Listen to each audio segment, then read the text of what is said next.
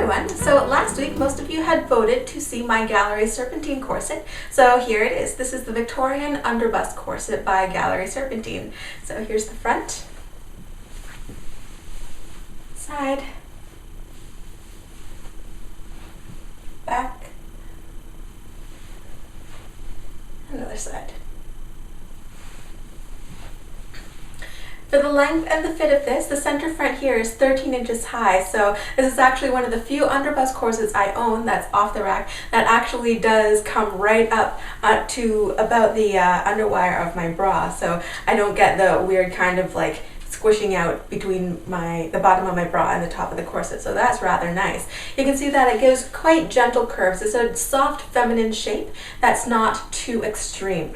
So I would call this a gentle hourglass shape. And you can see it's not a long line corset. It stops just at the iliac bones right here, at the upper hips here. And one thing that I do like about the fit of this is how low it goes in the back here, because I know that many women have complaints about the bottom of a corset being too short and too stiff, so that the bottom of the corset will cut into their lower back or like the top of their bum. But for this one, because the corset goes so low at the bottom here, then it just curves very nicely over the curve of the bum instead of cutting into it. However, the one thing that I am not pleased about the fit of this corset is how it looks very nice from the front, but from the profile it seems to look a little bit thicker than I usually am in a corset. It actually makes me look larger in my profile in this corset than I am naturally without my corset on. Alright, so here's a corset laying flat, and for the materials of this, the outer layer here is satin, and then as interlining there is a thick white cotton that looks kind of like heavy-duty interfacing, and then on the inside here you can see that there is a black twill lining. And here's just a close-up of the materials underneath the binding. So here's the satin, and underneath that here is the sort of heavy-duty interfacing that's non-woven, and here is the black twill lining. For the construction of this corset, it's made from a 4-panel pattern. You can see here 1, 2, 3, 4, so it's 8 panels total. The satin and the heavy interlining, they are either flat felled or fused together. Then those panels are top stitched at the seams here for strength. And then the bones are placed either in the seam allowances, as you can see kind of here between each panel, or if they're placed in the middle of a panel, then you can see that they're placed in internal boning channels made of polyester twill tape here. And there is no waist tape in this corset. I don't see an outline, I don't feel one, and when I opened up the binding here to check the boning, I also tried to, feel for a waist tape inside, and I do not feel one, so I don't think there's any one in here. The binding at the top and bottom of the corset, they're made from this black satin bias tape. It's folded under nicely on the outside, as you can see here.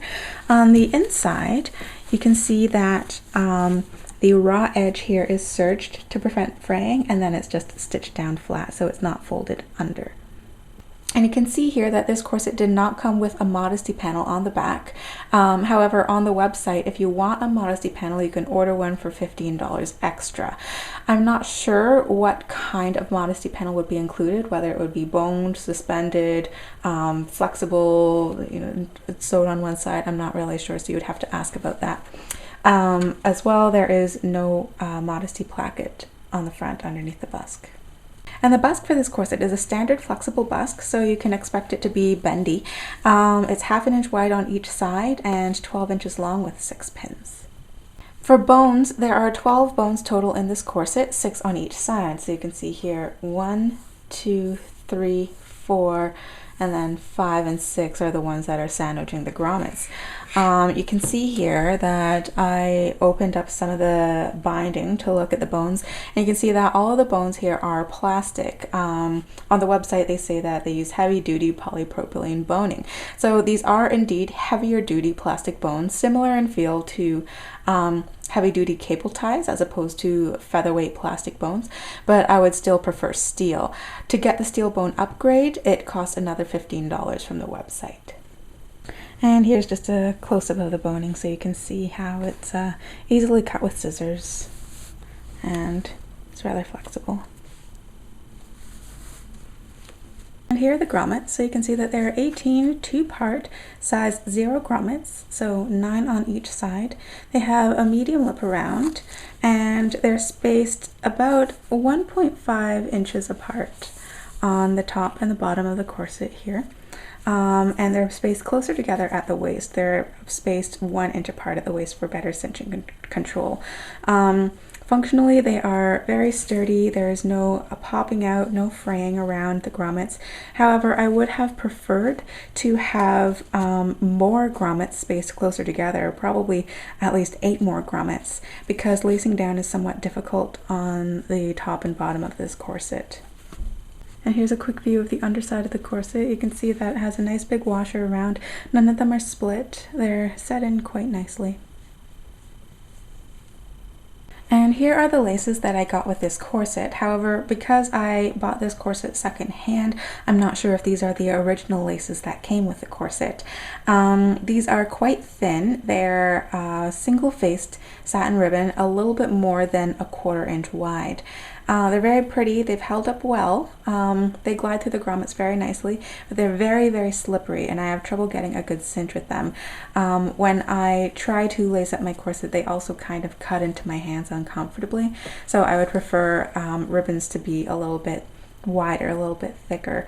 In the beginning of the video, when I had showed you the corset from all angles, I actually replaced the laces so I could show you how I can get a better cinch in the corset. The price for this Victorian Underbust corset starts at about $190 for standard sizes and $210 for custom fit, and those are Australian dollars. However, if you want some more choices in fabrics, then they offer this in some very pretty Asian brocades for just about $10 more.